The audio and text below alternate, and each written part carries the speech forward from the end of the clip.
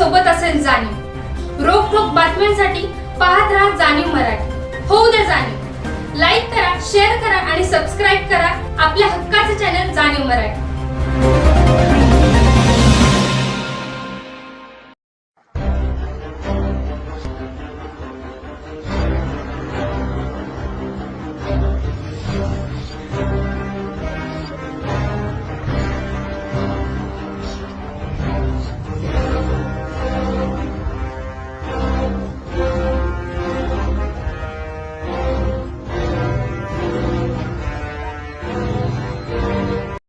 आज जिल्हाधिकारी कार्यालयाबाहेर आंदोलनाचा हा दुसरा दिवस आहे।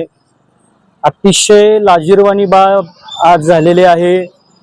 आपल्या सातारचे सिव्हिल सर्जन डॉक्टर जाधव साहेब यांच्याशी मी फोनवरून बोललो असता त्यांना अजून हे माहीतच नाही की आपल्या 108 ॲम्ब्युलन्सच्या विरोधात जे BVG कडे एजन्सी आहे त्याच्या विरोधात हे आंदोलन चालू आहे। ते म्हटले आम्हाला काय कळवलंच नाही कलेक्टर साहेबांनी, त्यामुळे मला माहित नाही। तर आता आम्ही त्यांना 2 निवेदन आधीच दिलेले आहेत। 108 या नंबरवरती फोन केल्यानंतर वेळेत मदत न मिळाल्यामुळं सातारा जिल्हा कोर्टाच्या बाहेर एक माणूस तडपडून मेला तरी सुद्धा ह्या गेंद्याच्या कातड्याच्या सिव्हिल सर्जनला जाग येत नाही।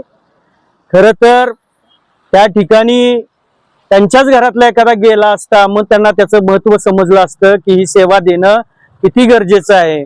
आज आपण एखादं टेंडर देतो, ते टेंडर दिल्यानंतर त्याची पूर्ण जबाबदारी ही BVG कंपनीची होती। त्यांचे जे सातारा जिल्ह्याचे कदम साहेब म्हणून आहेत त्यांची ही जबाबदारी होती। त्यांनी आम्हाला सांगितलं, आम्ही त्या डॉक्टरला आणि ज्याला फोन केला होता त्याला कामावरून काढलेलं आहे। आमचं असं म्हणणं आहे की त्यांना कामावर काढून काय उपयोग नाही, याचं प्रॉपर त्याच्यावरचं सुपरविजन देखरेख जे एजन्सी करते, जे टेंडर BVG कंपनीला दिलंय ते रद्द करावं। आणि सिव्हिल सर्जनचा खराच माणूस असेल आणि त्याच्यात माणुसकी असेल तर त्यानं सर्वप्रथम वरती पत्र व्यवहार करून BVG कंपनीकडून ही एजन्सी काढून घ्यावी। ज्याला खरोखर जनसेवा करायचे, समाजसेवा करायचे, ज्याला सर्वसामान्य माणसासाठी झटायचं आहे, ज्याला सेवा करायची त्यालाच ती एजन्सीनं काम द्यावं अशी या ठिकाणी आम्ही विनंती करतो। दुसरा दिवस आला तरी सिव्हिल हॉस्पिटलमधून तपासणीसाठी कोणताही वैद्यकीय अधिकारी डॉक्टर या ठिकाणी आलेला नाहीये।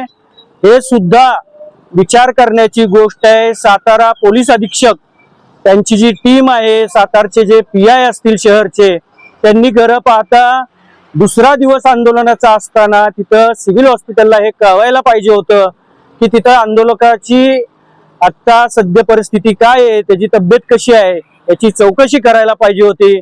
पण या गेंदाच्या कातड्याचे अधिकारी कलेक्टर असतील, पोलीस अधीक्षक असतील, सिव्हिल सर्जन असतील, यांना माणुसकीचे आता कुठलं भान राहिलेलं नाही।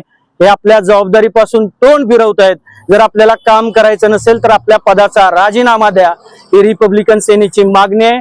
आणि BVG कंपनीकडून तात्काळ ही जे टेंडर दिलेलं आहे त्यांच्याकडून ही एजन्सी काढून घ्यावी ही विनंती करतो।